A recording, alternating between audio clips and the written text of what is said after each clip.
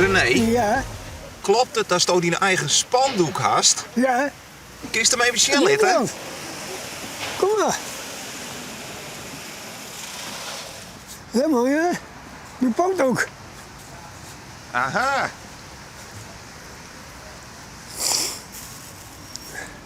Dat weet ik zelf. Ja, René is 24 jaar bij de zaak.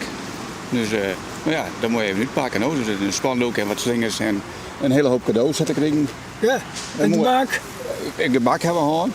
Ja, en een prachtig mooi dag, hè René. En een t-shirt. Een t-shirt, ja. René heeft van al zijn collega's een heel mooi t-shirt gekregen van Heerenveen. En kijk dan. wat zit erop? Taxibol. René, 25 jaar taximol.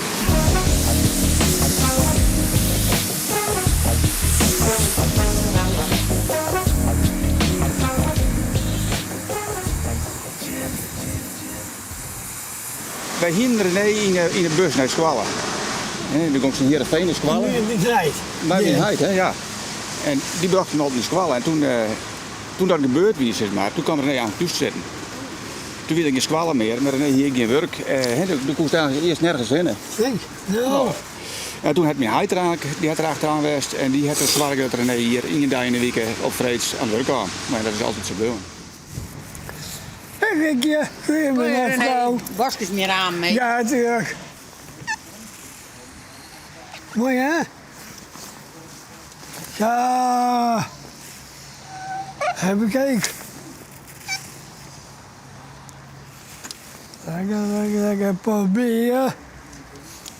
Vreeds, dat is een lidsfeestje. Elke vreedwerk, hè. Ja. Maar het is altijd een mooie dag van. Lekker. Waarom is het zo noffelijk om René als collega te hebben? René is een hele harde werker. En dat is op zich wel mooi. En hij Dat weet is ik. altijd op schik. Nou, en ja, het is gewoon Ja, een fijne vent. Net René. lekker. Ja, vind ik wel. Heeft er ik altijd zin in, René? Ja, tuurlijk.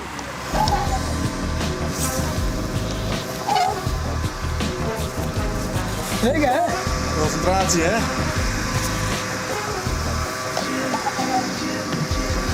Dat is de volgende dek, hè? Ja, tuurlijk. Tuurlijk.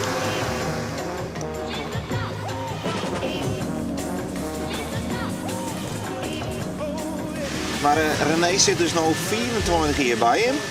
Ja. Hoe lang is er nog terug, René? Nou door. We wonen nog 24 hier. Ja, we gaan door. Dat is het doel. We gaan door.